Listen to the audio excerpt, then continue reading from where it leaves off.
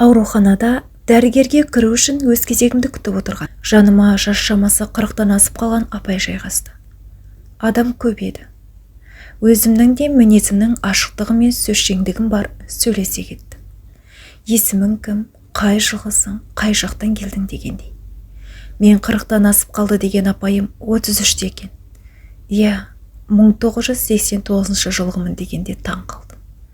Расымен де 79 жылғы сияқты. Деп терең күрсініп барып әңгімесін бастады. Мен сонау мектеп қабырғасында жүріп ақ Ерсінге ғашық едім. Күйеуімді айтам.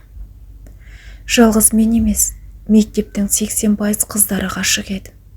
Жүріс-тұрысы, киген киімі, дауыс тембір, әр іс-шарада жүргізуші болатын. Тап-тұйнақтай болып, шалбарының балағын қайта-қайта қағып, аяқ киімін сүртіп, шашы соңғы үлгіде жүретін. Қасы көзі қиылған жігіт еді. Сабақты да өте жақсы оқитын. Сыныптас едік. Осылайша бала күннен бой жеткенше сол жігітке өлердей ғашық болдым. Найзағадай кірпіктерімен бір қарағанда өңменімнен тесіп өтіп жүрегіме бір-ақ жетеді. Ол мектеп бітіргенше ешбір қызға сезімін білдірмеді. Бірақ оған хат жасаушылар көп еді. Ол заманда хат еді ғой, деді бір күліп. Мен де ары қарай не болар екен деп сөмкеме телефонымды салып жақындап отырдым. Мен сезімімді білдірмедім, жасырын ұстадым. Оның үстіне әкелеріміз бір жұмыста жасайтын болғасын, отбасымызбен араласушы едік. Ол мені кішкентай кезімізден қарындасы секілді қорғап жүретін. Бірақ менің ішімдегі сезімім өшмесе өшпеді. Осылай өз сезіме өзім тұншығып армандап жүргенде мектеп бітіретін күнге де келдік. Ғашықтықтан, махаббаттан басым айналып, сабаққа да, тестке де дайындалуды қойдым. Кітапты ашсам, Ерсіннің күлкісі мен көзі көз алдыма елестеп, өз қиялыма өзім ерік беріп жата қаламын. 25 мамырда одан сұлу жігіт жоқ болды. Аппақ костюм шалбары мен қара көйлегі керемет жарасып тұр. Желді күн еді. Шашы желмен ары-бері қозғалып, мектептің ауласында өткен соңғы қоңырауда тағы жүргізуші болды. Бірер айға жетпей тест тапсырдық. Ешбір дайындықсыз кіргенмен құладым. Жастарша айтқанда проходной балға да жетпеді. Ал Ерсін ең жоғарғы балды алды. Ақша бере салатын ата-анамның да жағдайы нашарлау болатын. Менен үлкен ағамды үйлендіріп, әпкемді ұзатып, біраз несие алған. Менен кіші бауырларым бар. Содан анам үнемі, өзің түспесең, біз сені оқытатын шамамыз жоқ қызым. Қалайда түсу керексің, жақсылап дайындал деп, тіпті үй шаруасын да жасатпайтын. Ал менің қиялым Ерсін. Осылай арманыммен қиялдап жүргенде, дайындықсыз тесттен құлап оқуға түсе алмайтын болды. Көп ұзамай мектеп бітіруімізге, тесті ойдағыдай тапсыруымызға орай кеш ұйымдастырамыз деп жігіттер жағы ұйымдаса бастады. Уақыты белгіленген күні менің туған ағам қызды болып, ата-анам Алматыға кететін болды. Ауылда ол кезде кафе тойхана жоқ еді. Сонымен біздің үйге жасайтын болдық. Әлбетте, мұғалімдер де болды. Көп отырмай бата тілектерін айтып, ұстаздарымыз тарқасты. Үлкен адамның қарауынсыз болғаныма, әлде қуаныштан бостандық деген осы деді ма, екі сыныптас жігіт бір қорап ішімдік алып келді. Ойбай, оны кім ішеді деп басында шошынып тұрғанымызбен, көп ұзамай жігіттер жағы бастарынан асырып тұрып қағып жатты. Ерсін де бар. Бір қорап ішімдікті жігіттер жағы ішіп тауысты. Бір-екі қыздарымыз бар еді. Ата-анасына бағынбай беттерімен кеткен. Жиналыс сайын мұғалімдер ұрсып жататын. Ол қыздарда дәмін татты. Беттерінен кеткендей мынау, ал менше. Мен ол қыздардың қылығынан да сорақысын іздеп, масқара болдым емес пе? Деген апайымның алысқа тастаған көз жанарында жас мөлтілдеп тұрды. Бірер минут үнсіздіктен соң әңгімесін қайта жалғады. Жігіттер жағы масайып қалды. Оңай ма? Бір қорап. Ерсін де мас. Сол отырған жерінде қисайып жатып ұйықтап жатты. Таң ата бәрі тарқасты. Ол оянбады, оята алмадық. Қала берсін. Оны кім сүйреп жүреді? Оның үстіне әкесі қатал, бізге ұрсып жүрер деп, жігіттер тастап кетті. Дастарханды қыздармен жабылып жинап, ыдыстарды жуып тастағанбыз. Көрпешелерді жинап жүріп, еріксіз көзім түсе берді. Қандай сұлу. Қолын маңдайына қойып ұйықтап жатыр. Осы үйді күйеу баласы болып төрде осылай ұйықтап жатқаныңды қалаймын ғой, деп армандап ұзақ қарадым. Жанына барып жаттым. Бір қырына аударылып ұйқысын жалғастырып жатқан ерсінді арқасынан жайлап құшақтадым. Өзіндік бір иісі бар. Жүрегім дүрсілдеп кетті. Иісі неткен керемет. Ол да есік кіресілі шығасылы, мастықпен бірде көзін ашып, бірде жұмып, сандырақтап сөйлеп жатты. Жанар, бәрі қайтты ма? Қазір мен де тұрам деген сөзді әзер айтып, тағы ұйқыға кетті. Ал енді менің санама шайтан кіріп, осы сәтті пайдалану керек деген арам пиғыл пайда болды. Қысқасы, өзім бірінші әрекет жасап дегенімді жасаттым. Арада 2-3 сағат өткенде оянған ерсін аласұра бастады. Мен не істедім, Жанар? Біз не істедік? Бұл қалай болды деп атып тұрып жинала бастады. Ал мен 200-лік маскамны киіп теріс қарап жылай бердім. Іштей қуанып әрине. Жыламашы, мен қалай болғанын білмеймін.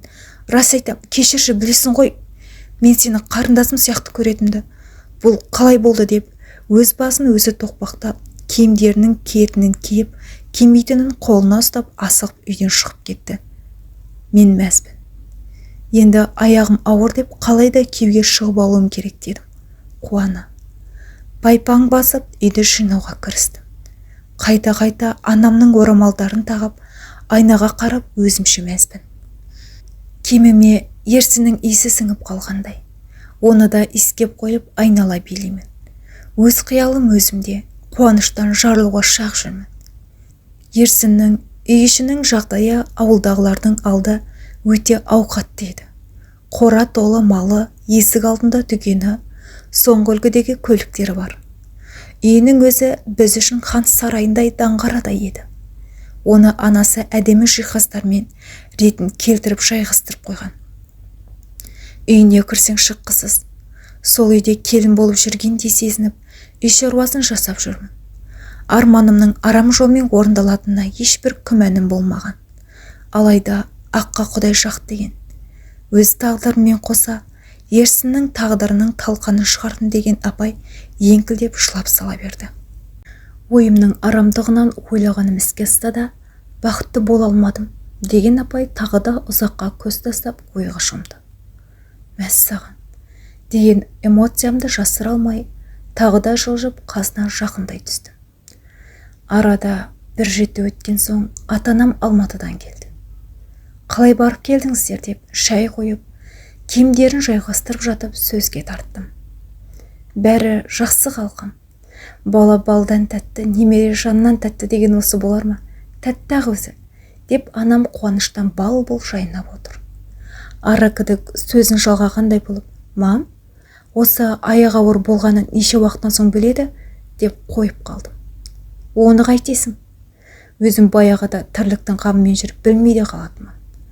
Балалығымда бар шығар, қазір әлі пысық қой әйтеуір деп, менің тосынан қойған сұрағыма мән бермеді. 2 күн ойланып, бұрын жеңгемнің дәріханада тест алғанын көргенмін. Жүрегі айнап, құсып жүргені бар, бірақ менде ондай белгі болмады. Әлгі тестті ауылдың дәріханасынан алсам, дәріхана шапай өсек қылып айтып ауылға қарабет болармын деді. Бірден білінбейтін болар, бір ай күттім. Айлық белгім келген кезде үмітімді де үзілді.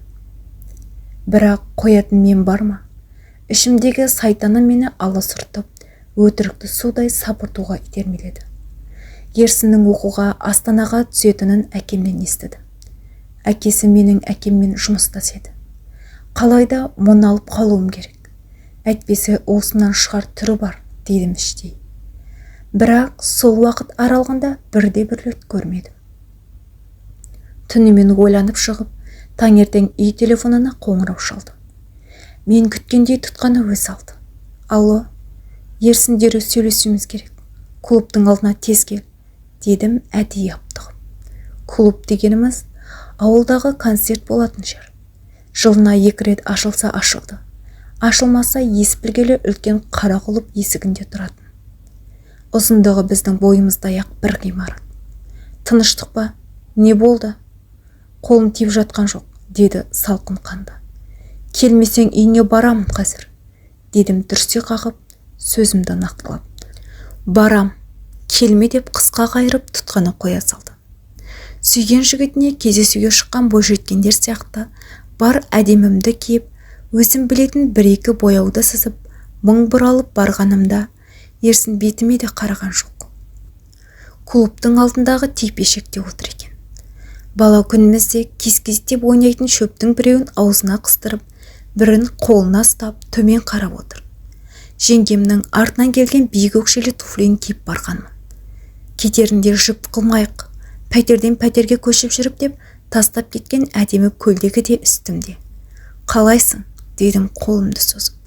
Жақсы, деп саусағының ұшын ғана беріп қайта тартып алды да, не айтасың? Тез айтшы, уақытым жоқ, деді. Ерсін, деп ұзақ бөгелдім. Жүрегім аузынан шығып кетердей дүрсілдеп барады. Өтірік айтқалы жатқаным үшін бе, түсінбедім. Не? Деді көзінің қиығымен бір қарап. Менің аяғым ауыр, деп қойып қалды. Не айтып тұрсың? Деп орнынан атып тұрды.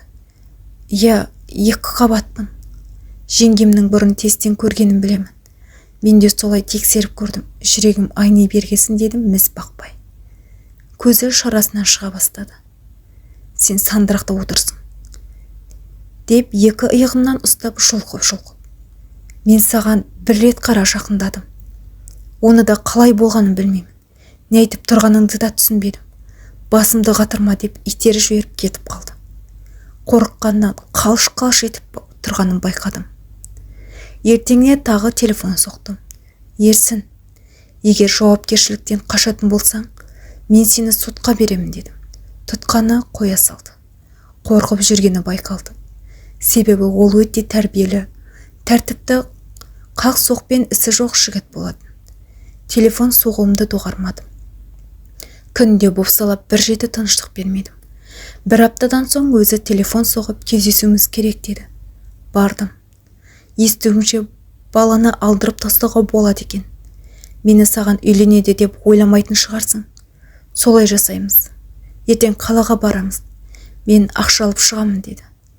Бейкүнә сәби ғой деп өздеріме кіріп жылай бастадым.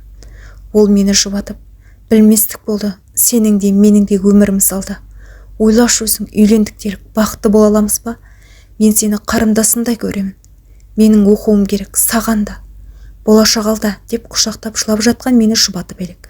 Ішімнен тапқан екенсің ақымақты деп мысқылдап отырмын. Ертең дайын бол, үйдегілерге сыныптастармен қыдыруға барамыз дейсің бе, білмеймін. Бірдеме ойластыр, жарай ма? Телефон соғамын, таңертең жарай ма деп қоштасып кетіп қалды. Ертеңіне ертерек ол телефон соқпай тұрып үйіне кіріп бардым. Мені күтпесе керек, шай ішіп отқан Ерсін қақалып шашалып қорқып кетті. Әкесі мен анасы, кел қызым, кел шай іш деп әлек. Иә, менің қолымнан ішесіңдер әлі шайды, деп іштей бір күліп жайғастым. Анасы шай үсініп жатып, қайдан жүрсің Азанмен, деді жымия. Сіздерге келдім, маңызды әңгімеммен, деп төмен қарап жылай бастадым. Әй, не болды, тыныштық па, деп шошып кетті. Ерсін аларып бір қарап көзімен есік жақты нұсқады. Мән бермеген сідім. Не болды қызым? Неге жылайсың деп әкесі де қоймай сұрады. Қалай айтарымды да білмеймін, дедім мұрнымды сүртіп. Қалай бар, солай айт, деді әкесі. Менің сіздердің ұлдарыңыздан аяғым ауыр деп солқылдап жыладым. Өзім білмейтін әртістік қабілетім бар екен-ау сол кезде, деген апай тағы да бір күліп, бір жылап, орамалының ұшымен көзінің жасын сүртті. Ойбай көтек, не дейді, кім? Ерсінім ба? Қой, ондайға бармайды менің балам, деп анасы қатты таңқалды. Әкесі қып-қызыл боп қатқан күйі отыр. Мен неге өтірік айтуым керек? Мектеп бітіру кешінен соң ішімдікке тойып алған Ерсін мені сорлады, дедім. Тағы солқ-солқ жылап, қолымдағы бет орамалмен көзімді сүрткенсін.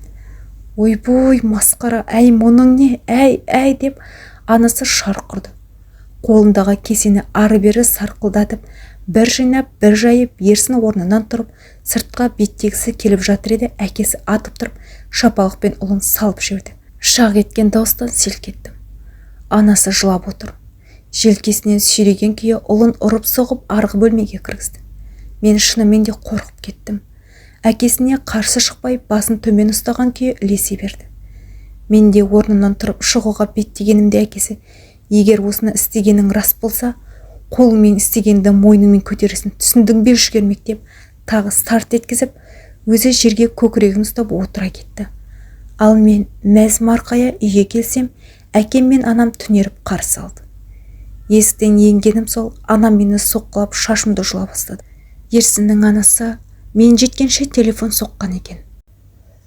Анам есіктен кірген бойда, мен сені осылай тәрбиеледім бе? Не сұмдық мұнау? Ойбай, ел жұртқа масқара болдық-ау деп ұра бастады. Ерсіннің әкесі желкесінен сүйресе, мен анам шашымнан сүйреп төргі бөлмеге кіргізді. Есіктен кірген бойда итеріп жіберді. Жерге тізерлеп құлай кеткен мені арқамнан төмпештеп жылай бастады.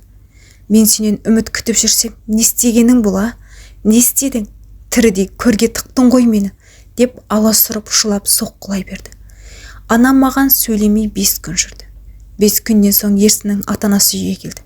Әкесі, балам істегенін мойнымен көтереді. Менің де қызым бар. Біздің баладан әбестік кетіпті, кешіріп қойыңдар. Қыздарыңды келін қыламыз, басқа шарамыз бар ма деп терең күрсінді. Анасы аузын ашпаған күйі көгеріп безеріп отырып қайтты. Бір аптадан соң келісіммен мені алып қашатын болып шешті. Ештеңеден хабары жоқ сыныптастарымыз аң-таң болса да көңіл көтеріп жүр. Ерсін маған мүлдем жоламады. Тек тымырайып жүрді. Қуғыншы келді, хабаршы барды. Бейташар қазақтың қанына сіңген салтының жоралғысының бәрін бітірді. Келіндік өмірім басталды. Әйтеуір осыге келгеніме Ерсіннің менің күйеуім болғанына қуандым. Енемнің де қабағы ашылмады. Барған күні-ақ біз сені оқытпаймыз. Ерсін оқуға барады. Сен үйде қаласың деді енем. Үстел үстін саусағымен нұқып тұрып. Басымды изегеннен басқа ләммем деп ауыз ашпадым. Таңертең сағат 4-те тұрып, 10 сиырды сауамын. Падаға айдаймын, астын тазалаймын. Оның сүтін пісіретінін пісіріп, ұйытатынын ұйытып, құртмай шайқап, одан ас ауқат, кір-қоң, үй жинау, 1 минут дамыл тауып отырмай, пысылдап, салпылдап жүре бердім. Үй тірлігін бәрін анам өзі істейтін еді. Ештеңеден хабарым жоқ, мен талай енемнен ауыр-ауыр сөздер естіп, басымнан оқуды көріп жүріп үйрене бастадым. Ерсін тіпті менің қасыма жатпайтын. Теледидар көріп жатып ұйықтап қалады. Әдейі жасайтын менің қасыма келмес үшін. Атам бөлмеңе бар, ол несей деп жекіп-жекіп қумаса бөлмеге аяқ баспайтын еді. Бөлмемізге кірсе де өзіне жеке жерге төсек салып ұйықтап қалады. Бір үйде тұрған заң жүзіндегі ерлі зайыпты болсақ та, тіпті бір-бірімізге сөйлемейтін жат адамдар едік. Көп ұзамай тойымызды жасады. Оны жасауға ешкімнің құлқы болмаса да, атам бастан аяқ өзі жүгіріп жасады. Тойда да қабағы ашылмады күйеуімнің. Енем артынан келген заттың бірін де жақтырмай, үйге кіргіздірмей қораға тықты. Ал анам сол ақшаның бәрін ағайын туыстан жинап, одан қаладан үй саламыз деп бір кездері тиындар жинап малымызды сатып, алған жерімізді онсыз да қарабет болып барды. Артынан дүние келмеді демесін. Оның үстіне байқуатты отбасы деп аста төкпі барын салып, жерін сатып әкелген еді. Енем ешбірін де менсінбеді. Бірер ай өткен соң айлық белгім келді. Аяғым ауыр деп қойғаным бар, ары қарай не істеймін деп басым қатты. Маған жолайтын Ерсін жоқ. Енді тағы әртістікке салынып, екі бүктеліп орнынан тұрмай жылай бастадым. Бәйек болып жүгіріп жүрген атам қана. Анамды шақыртып ауруханаға алып кетті. Қан тоқтамай жатыр деп жылай бердім. Арамдықтың кегесі бір сәтке болса да алға басатыны бар ғой. Гинеколог жаңадан бітіріп келген жас қыз екен. Біресе өзіге түсіріп, біресе ішінді ұстап жүріп, түсік тастап қойған деп айта салды. Атам енемді кінәліп, құлша жұмысқа жектің. Осы уақытқа дейін бірінде істемедің ғой сен соның. Жұмысшыларды қуып бір өзіне жүктеп қойып жаттың. Сенің кінәң деп әбден ұрысты. Менің кезекті жоспарым орындалып, 5 күн ауруханада жатып үйге шықтым. Қайта сол тірлік. Баяғы енем мен Ерсін. Үйге келген соң, сол баяғы қамқуыт тірлігім басталды. Салпылдаған салпетек әйел болдым. Келіннің қолынан шай ішейік, келін құтты болсын деп келген туыстардың алдында салпетек болып, сүметілген халатпен малақ сатып шығатын мені көргенде талайы. Мұнаны Ерсін қалай алды? Әдемі жігіт. Оқуын бітіріп барып үйленсе де, шертіп жүріп таңдар еді небір әдемі қыздарды деп, менің көзімше де талай еріндерін сылп еткізген. Оқу басталып, Ерсін Алматыға кетті. Мен осы үйдің күңі болып қала бердім. Ешқашан менімен сөйлеспейтін. Үй телефонына қоңырау шалғанда мен алуға асығатын едім. Алайда менің даусымды ести сала, мамаға бер, не папаны шақыр дегеннен басқа ештеңе айтпайтын. Мен өзім, қалайсың Ерсін? Жағдайың жақсы ма десем, бәрі жақсы, тез шақыршы деп қысқа қайырады. Сол кеткеннен жаңа жылда бір-ақ келді. Атам, келінді бірге жіберейік, жас жұбайларды бөлмей. Онсыз да бір-біріне соқ, одан бетер суымасын. Бұл қыз бізге берілген аманат десе де, енем айтқанынан қайтпай шу шығарып жібермей қойды. Әй, білгендеріңді істеңдерші, әбден шаршаттыңдар деген адам, аузындағы түкірігі тістеніп сөйлесе де шашырап, қатты ашуға булыққан еді. Енем тыңдай қоймады. Осылай араға 4 жыл салып, Ерсін оқуын бітіріп келді. Мені тек күн қылып ұстады. 4-те тұрып, 11-12-де жататынмын. 1 минут тыңдығып отырғанымды көрсе, енем аузына келгенді айтып айқайлай жөнеледі. Ерсін келсе бәрі жақсы болады. Мүмкін өзгерген шығар деп қиялдап жүрмін. Бірақ сол күй екен, шат адамдай. Келсе өзгерер деген арманым бос қиял. Кетейін десем, кеткенде қайда барам? Ата-анам мұнсыда менің себебімнен кірерге тесік таппай, менімен салқын қаны болғаны қашан. Ерсін менің көзімше де қыздармен сөйлесіп жататын. Агент деген болушы еді ғой. Сонымен танысып та отыратын. Кез келген уақытта шығып, апталап жоқ болып кетуді әдет қылды. Осылай бірден ау, бірде мынау де жүріп, атам Ерсінді ауылға жұмысқа тұрғызды. Бір-бірімізге бір үйде жүргесін жайлап үйрене бастағанда едік. Киімімнің қайда тұрғанын, тамақтың қашан пісетінін сұрағанның өзі мен үшін үлкен бақыт болды. Деген апайым тағы жылады. Үйге келіп кеткен ағайын туыстың барлығы, әй, мына келіндерің қашан туады дейтін. Қайдан білсін, келін емес күң екенімді. Ерсін қатты масайып келгенде ғана маған жақындайтын. Ал мен мас болып келсе екен деп тілеп жатушы едім. Осылай 5 жылдан соң үлкен қызымды дүниеге әкелдім. Қуансүйегім қалды десем де болады. Қызымда өте аурушаң болды. Перзентханадан атам шығарып алды. Әкесі барғанда жоқ. Күйеуім үшін көк тиындық құным болмады. Қызым үшін деп жүргенде артынан ұлымды туды. Ерсін үйден кеткісі келіп тұратын. Осылай бірте-бірте ішкілікке жақын болды. Көп ұзамай ішкілікке басы байлы салынған оны жұмысынан шығарып жіберді. Үйде жатып алып ішуді шығарды. Бұрын әкесіне қарсы шықпайтын ұлы, менің болашағымды сіз құрттыңыз. Осы қатынды алмаймын дегеніме қарамай алдырдыңыз деп жиі қарсы шығатын, сыйламайтын болды. Мені де ішіп келіп, қайдан ғана пайда болдың осы сен. Менің сүйгенім бар, Алматыда қалды. Қосыла алмадым сенің кесірінен деп шашымнан сүйреп тұрып, аузым орнымнан қанымды сорғалатып ұратынды шығарды. Енем араша түсудің орнына сауап, міне сауап саған, бәле салып deyip бақытты боламын деп ойладым ба, деп одан бетер отқа май құюшы еді. Атам ғана мен үшін бәйек болып шырылдайтын. Мені ұрып жатқанда күн түндемей араша түсіп жүріп, мені құтқарып қалды талай. Міне осылай бірде анау, бірде мынау деп ырың-жырыңмен жүргенде, Ерсін ішіп жүріп біреулермен соқтығысты. Ерегестің аяғы шаншал төбелеспен аяқталып, Ерсін қарсыласқанына пышақ сұғып алған. Абырой болғанда аман қалды. Сонда да денсаулығына қасақана зиян келтіру деген 5 жылға қамап тастады. Шығарып аламын, баламды онда қалдырмаймын деп атам бар дүние мүлкін сатып соттың аузына тықты. Бірақ ол ақшада ақтап ала алмады ма, әлде ақша берген адам алаяқ болып шықты ма, ол жағын маған ешкім ашып айтпады. Ерсін сотталып кетті. Бұл күйікке шыда алмаған адам бір сәтте ұйықтап жатып жүрегі тоқтап қалды. Бар нәрсеге мені кінәлаған енем мені үйден қуып шықты. Бара жер, басар тауым жоқ. Әкем мен анамның үйі мені сыйдырмады десем де болады.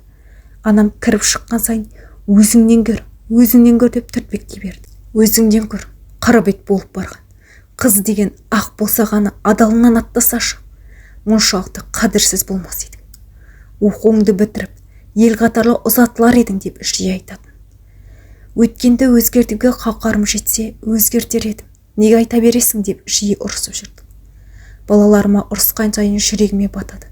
Әбден ашушаң болып кеткенмін ба, бар аушуымды балалар мен әке-шешемнен аламын. Анамда түйісуін қоймай, ақыры пәтер жалдап шығып кеттім.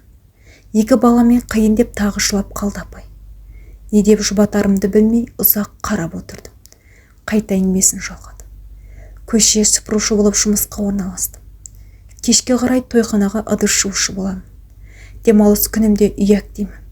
Аз құдалықтарда ыдыс жуамын. Әйтеуір өлместің күні. Балалардың балабақшасының ақшасы бар. Кешке тойханадағы жұмысқа кеткенде тамақтарын тойдырып, сыртынан кілттеп кетемін. Демалыста да солай. Келгенше жанымды шүберекке түйіп зорға жетемін. Ерсін түрмеден шықты. Бұрынғысы бұрынғыма адам танымастай өзгеріп кетіпті. Карта ойнайды, нашақор, анасының зейнетақысын ұрып, тартып алады. Үйіндегі жарамды заттардың бәрін сатады деп естіттім.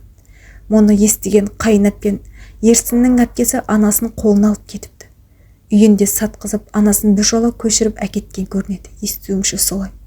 Бара жері болмағасын Ерсін бізге келді. Күнде айқай-шу, төбелес, берекеміз қашты. Баяғы қара су мен қара нанымды тыныштықта жейтін күнді аңсадым деген апай солқ-солқ етіп өкіріп жылады. Тағы біраз үнсіздікте соң қайта шалғады. Әбден шаршағасын наркодиспансерге жатқызуға біреулер арқылы сөйлесіп келістім. Сонда алып кетті. Шыққасын қойса, қоймасы тағы берекемді алар анық деп мырс күліп, терең ойға шомды да қайта сөзін жалғастырып. Негізі олардың берекесін алған мен едім әу баста. Міне жазасы деген әйел бет орамалымен мұрнын сүртіп, оны орап көзін сүртті. Қазір менде жатыр онкологиясының алғашқы сатысы. Анализ сүй депті. Ауырып жаныма батып жүргесін барған едім алғаш рет гинекологқа.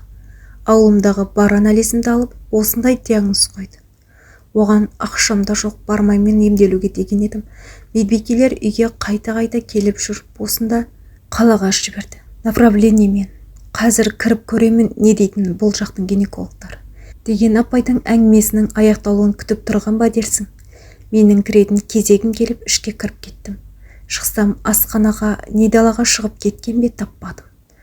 Бақытты болсыншы, күйеуі өзгеріп бәрін қойса екен деп күбірлеп мен де ауылыма қайттым. Жол бойы бір өтірік қанша адамның тағдырын талқандады-ау. Өтіріктің құйрығы бір-ақ тұтам деген осы ма? Әлде сүймегенге сүйкелме деген, өзі сүйу қыздардың сорағаны ма екен деген сан сұрағыма жауап таппай ойланып отырғанда Шаянға да келіп қалды.